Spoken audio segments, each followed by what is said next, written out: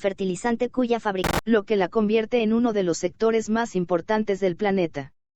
Todas las estructuras tan grandes y complejas son reacias al cambio. Además, de forma consciente o no, hemos fomentado mucho la inercia en la industria de la energía. Para situarnos en contexto, analicemos cómo funciona el negocio del software.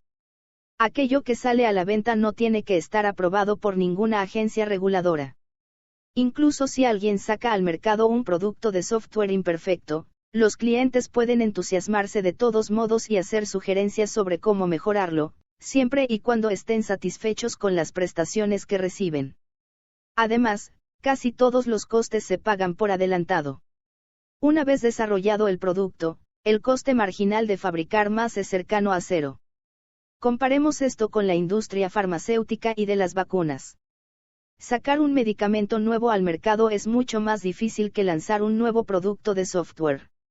Y es normal, basta tener en cuenta que un fármaco que enferma a la gente es mucho peor que una aplicación con algunos fallos. Entre la investigación preclínica, el desarrollo del medicamento, la aprobación reglamentaria de los ensayos clínicos y todos los demás pasos requeridos, un fármaco tarda años en llegar a manos de los pacientes. Sin embargo, una vez que se consigue una pastilla que funciona, resulta muy barato elaborar más. Ahora comparemos ambos ejemplos con la industria energética. Para empezar, hay costes de operación que siempre están ahí. Si se gastan $1.000 millones en la construcción de una central de carbón, la siguiente que se construya no saldrá más barata. Además, los inversores que aportan ese dinero esperan que la central funcione durante 30 años, por lo menos. Si aparece una tecnología superior al cabo de 10 años, el responsable de la vieja central no va a cerrarla para construir otra a menos que tenga un muy buen motivo, como una gran compensación económica o normas gubernamentales que lo obliguen. Por otro lado, la sociedad demuestra escasa tolerancia a los riesgos en el sector energético, lo cual resulta comprensible. Exigimos un suministro de electricidad fiable. Cada vez que el cliente pulse el interruptor, más vale que se encienda la luz. Además, nos preocupan los desastres. De hecho, las inquietudes sobre la seguridad han puesto fin a la construcción de centrales nucleares en Estados Unidos. Desde de los accidentes en 3 Mile Island y Chernóbil, Estados Unidos solo ha iniciado la edificación de 2 centrales nucleares, a pesar de que mueren más personas cada año a causa de la contaminación por carbón de las que han muerto en todas las catástrofes nucleares juntas. Tenemos una motivación fuerte y comprensible para aferrarnos a lo que conocemos, incluso si lo que conocemos nos está matando. Lo que debemos hacer es cambiar las motivaciones para poder construir un sistema energético con todas las características deseables, fiabilidad, seguridad, y ninguna de las indeseables, dependencia de los combustibles fósiles. Pero no será fácil, porque nuestras leyes y normativas han quedado obsoletas. La expresión, política gubernamental, no despierta entusiasmo precisamente. Pero las políticas, desde las normas fiscales hasta las medioambientales, causan un impacto enorme en el comportamiento tanto de la gente como de las empresas. No alcanzaremos la meta del cero a menos que implantemos políticas adecuadas, y estamos muy lejos de ello. Me refiero a Estados Unidos, aunque es aplicable a muchos otros países. El problema estriba en que muchas leyes y normas medioambientales no están diseñadas para combatir el cambio climático.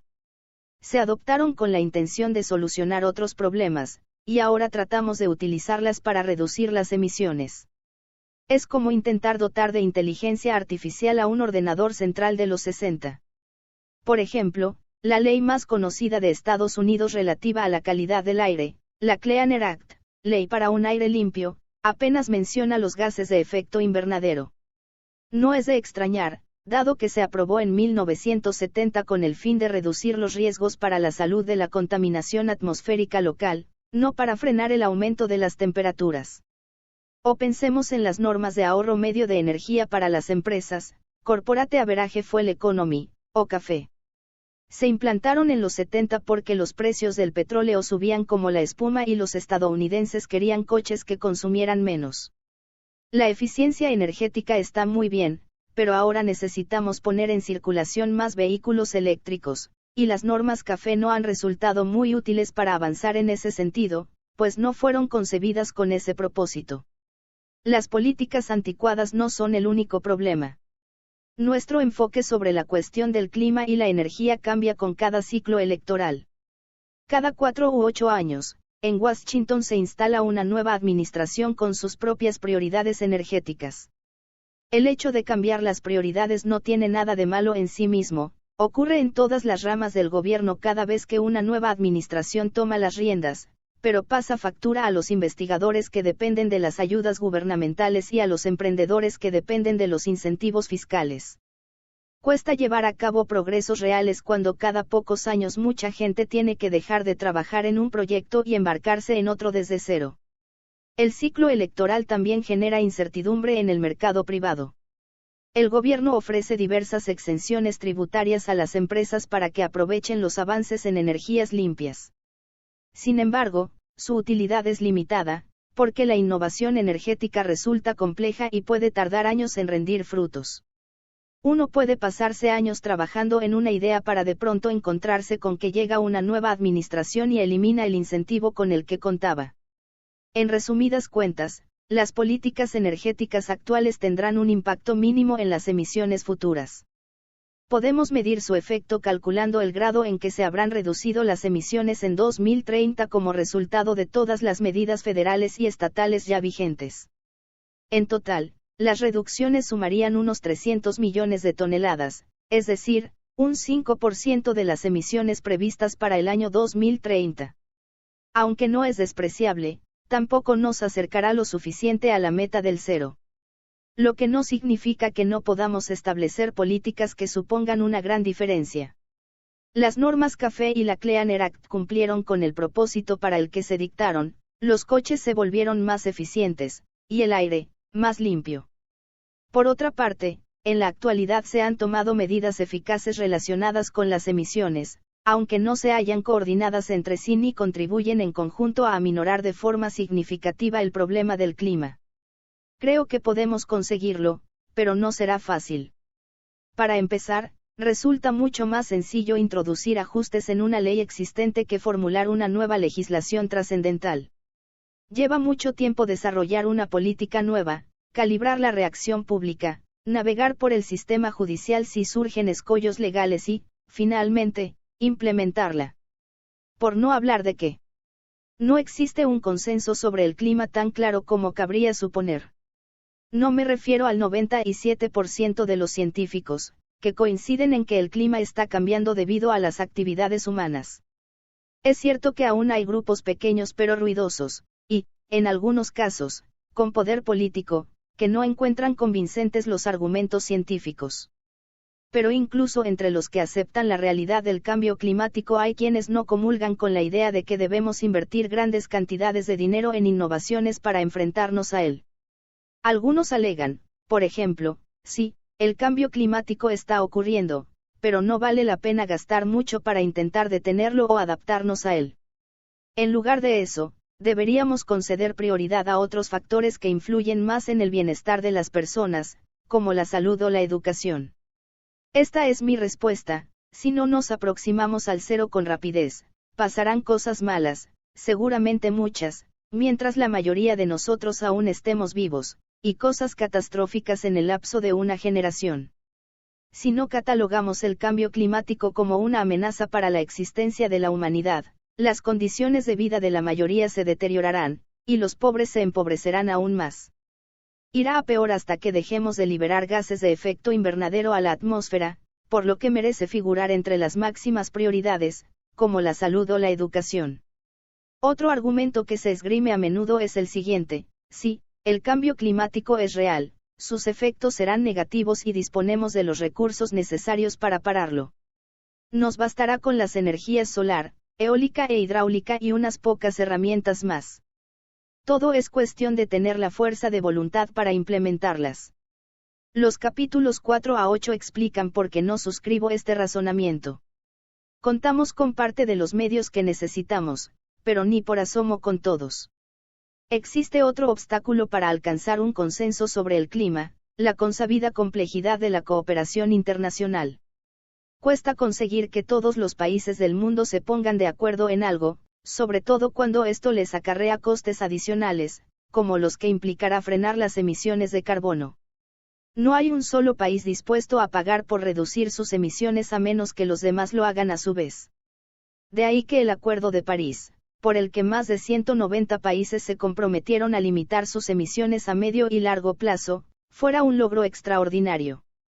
No porque los compromisos en sí representaran un avance espectacular, si todo el mundo los cumple, se producirá un descenso de las emisiones anuales de entre 3,000 millones y 6,000 millones de toneladas para el año 2030, menos del 12% de las emisiones actuales, sino porque fue un punto de partida que demostró que la cooperación internacional es posible.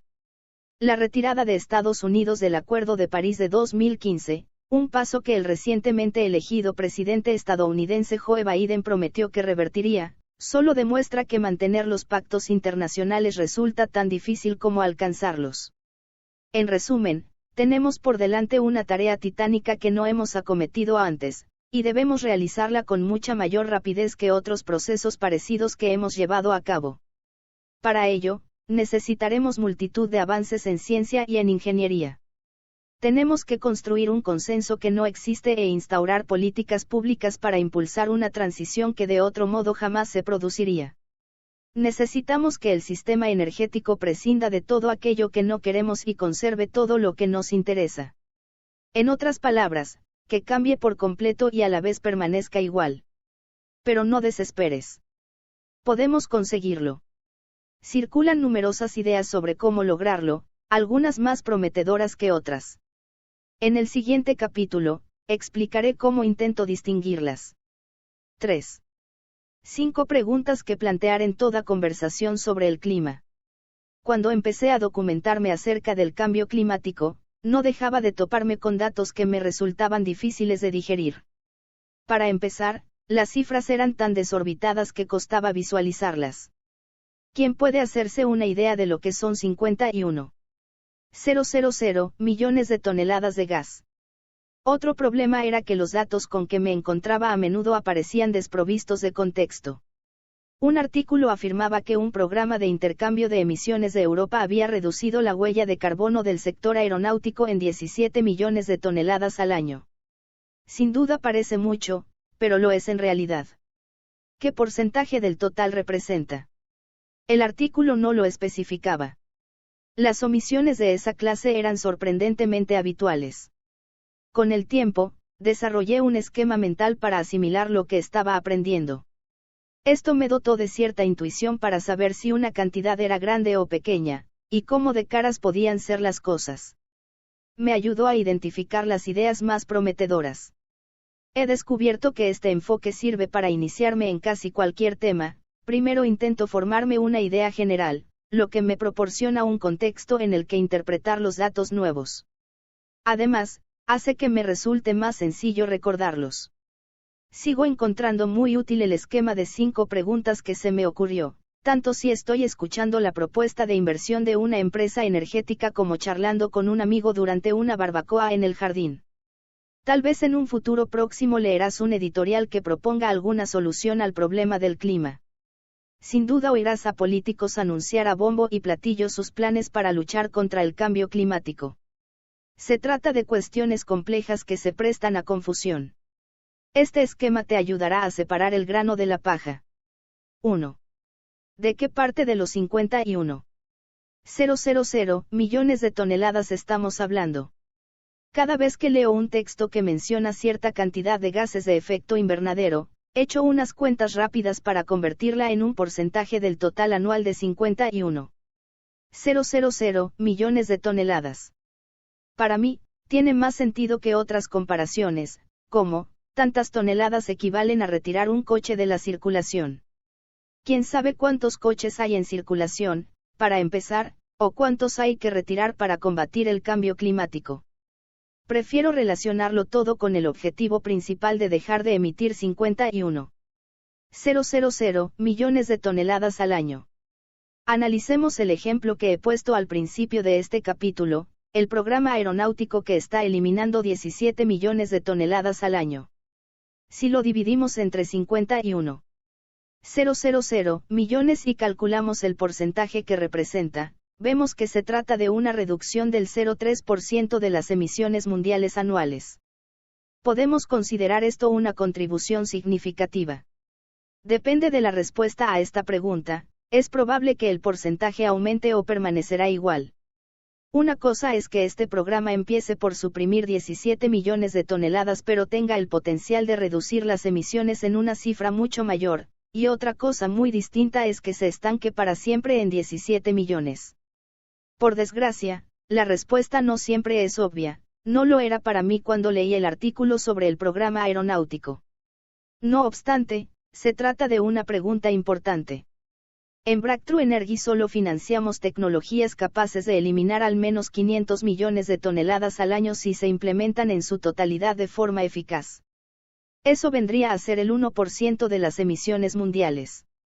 Las tecnologías que jamás conseguirán superar ese 1% no deberían competir por los limitados recursos con que contamos para alcanzar la meta del cero.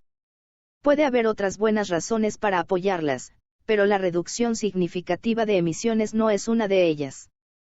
Por cierto, es posible que te hayas encontrado con referencias a gigatoneladas de gases de efecto invernadero.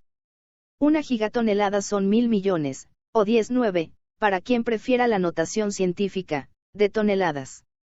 Me parece que la mayoría de la gente no se hace una idea intuitiva de lo que supone una gigatonelada de gas. Además, suena más sencillo eliminar 51 gigatoneladas que 51,000 millones, aunque sean lo mismo. Así que continuaré hablando de miles de millones de toneladas. Sugerencia: cada vez que veas una cantidad de gases expresada en toneladas, conviértela a un porcentaje de 51,000 millones, que es el total de emisiones anuales en la actualidad, en equivalentes de dióxido de carbono. 2. ¿Qué planeas hacer con el cemento? Si hablamos de un plan exhaustivo para afrontar el cambio climático, debemos contemplar todo aquello que hacemos los humanos y que provoca emisiones de gases de efecto invernadero. Cosas como la electricidad y los coches atraen mucha atención, pero no son más que la punta del iceberg. Los turismos representan menos de la mitad de las emisiones derivadas del transporte, que a su vez constituyen el 16% de las emisiones totales. Entretanto, la producción de acero y cemento por sí sola suma cerca del 10% de todas las emisiones. La pregunta: ¿qué planeas hacer con el cemento? No es más que un recordatorio abreviado de que si alguien intenta formular un plan exhaustivo contra el cambio climático, debe considerar muchas otras cosas aparte de la electricidad y los coches. He aquí un desglose de todas las actividades humanas que producen gases de efecto invernadero.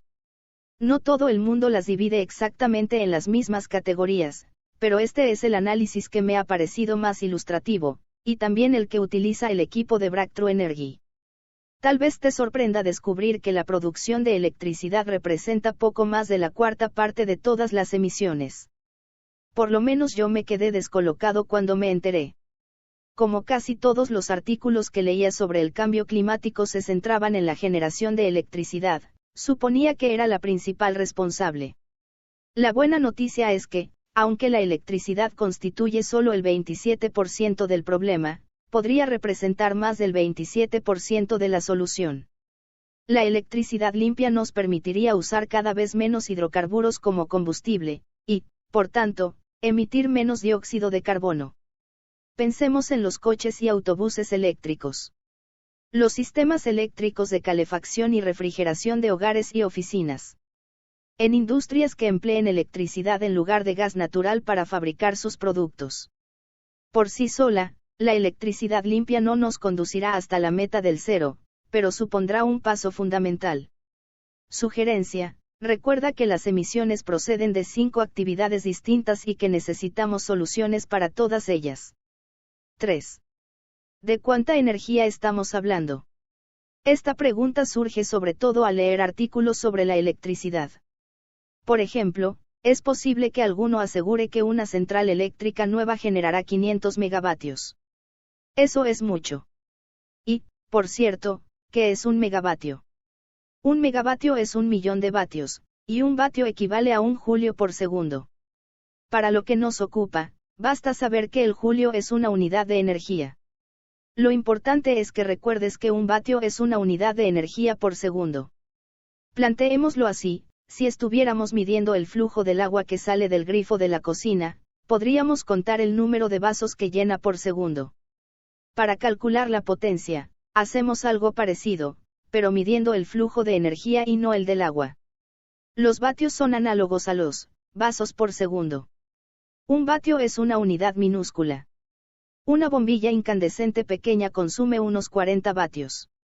Un secador de pelo, 500 vatios. Una central eléctrica puede generar cientos de millones de vatios. La más grande del mundo, la de la presa de las Tres Gargantas, en China, produce hasta 22,000 millones de vatios. No olvidemos que la definición de vatio ya incluye la expresión por segundo, por lo que no existen los vatios por segundo o por hora. Son vatios a secas. Como estas cifras aumentan con rapidez, conviene añadir prefijos para abreviarlas. Un kilovatio equivale a 1000 vatios. Un megavatio, a 1.000.000 de vatios. Y un gigavatio, a 1.000 millones de vatios. Los medios emplean a menudo estas formas abreviadas, así que yo las utilizaré también. Por supuesto, en cada una de estas categorías se producen variaciones considerables a lo largo del día y del año. Algunos hogares consumen mucha más electricidad que otros. La ciudad de Nueva York funciona con algo más de 12 gigavatios, dependiendo de la estación. Tokio, con una población más numerosa, necesita cerca de 23 gigavatios en promedio, aunque en verano, durante los picos de consumo, la demanda puede llegar a más de 50 gigavatios.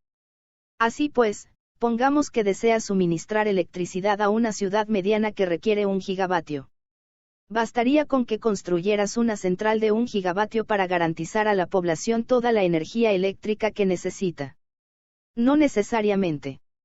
La respuesta depende de cuál sea la fuente de esa energía, porque algunas son más intermitentes que otras.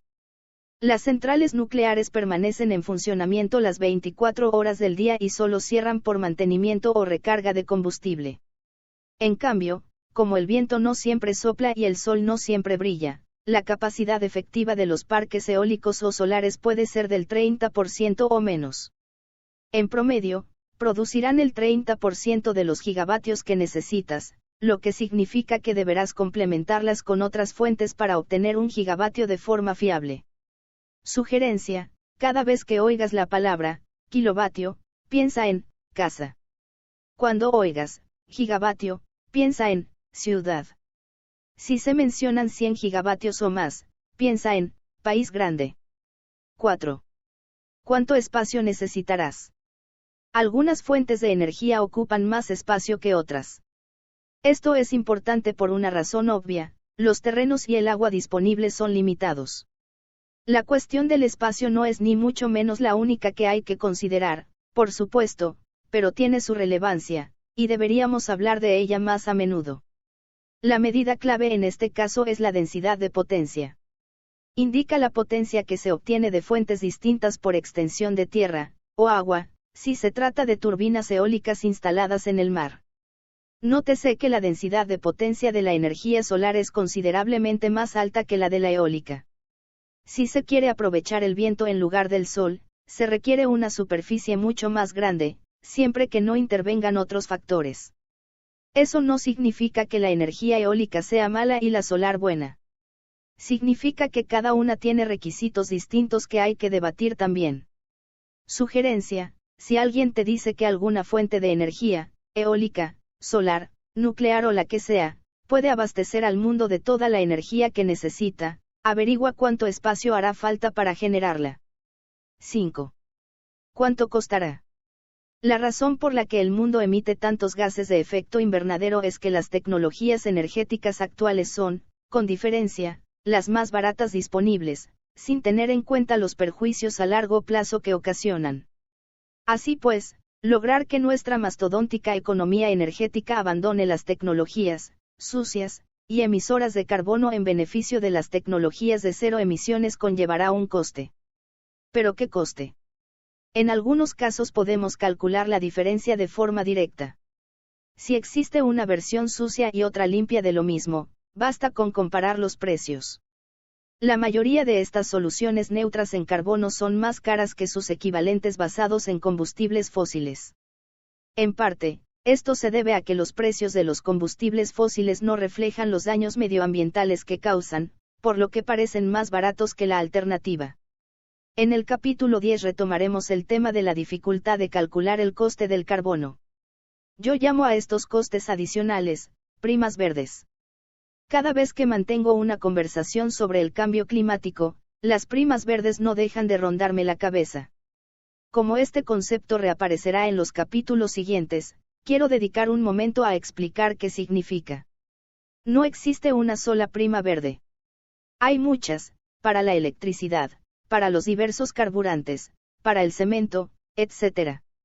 La magnitud de la prima verde depende de lo que se sustituye y de aquello por lo que se sustituye. El coste del combustible para aviones neutro en carbono no es el mismo que el de la electricidad producida a partir de energía solar. He aquí un ejemplo de cómo funcionan las primas verdes en la práctica. El precio medio de venta al público del combustible de aviación en Estados Unidos en los últimos años ha sido de 58 centavos de dólar por litro. Los biocombustibles avanzados para aviones cuestan en promedio unos $41 por litro, cuando están disponibles.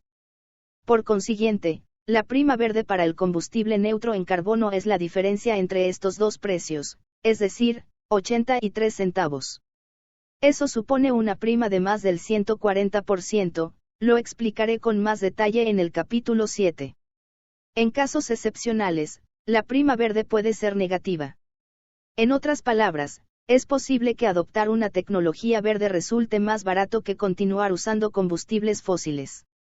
Por ejemplo, según donde vivas, quizá ahorres si reemplazas la caldera de gas natural y el aire acondicionado por una bomba de calor eléctrica. En Oakland, esto reduciría en un 14% tus gastos de climatización, mientras que en Houston el ahorro ascendería al 17%. Cabría imaginar que una tecnología con una prima verde negativa ya se habría adoptado en todo el mundo. En líneas generales, así es, pero existe un desfase entre la aparición de una nueva tecnología y su implementación, sobre todo en cosas como las calderas domésticas, que no se cambian muy a menudo. Una vez calculadas las primas verdes para todas las opciones neutras en carbono, se puede empezar a hablar en serio de si los sacrificios valen la pena o no. ¿Cuánto estamos dispuestos a pagar por abrazar las alternativas verdes?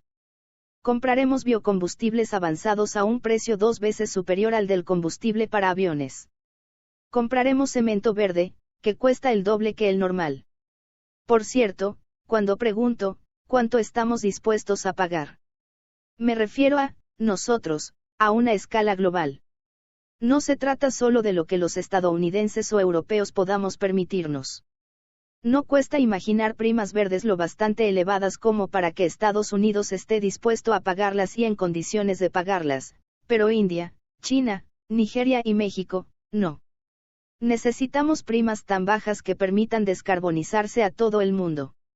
Hay que reconocer que las primas verdes son un blanco móvil. A la hora de calcularlas se dan muchas cosas por sentadas.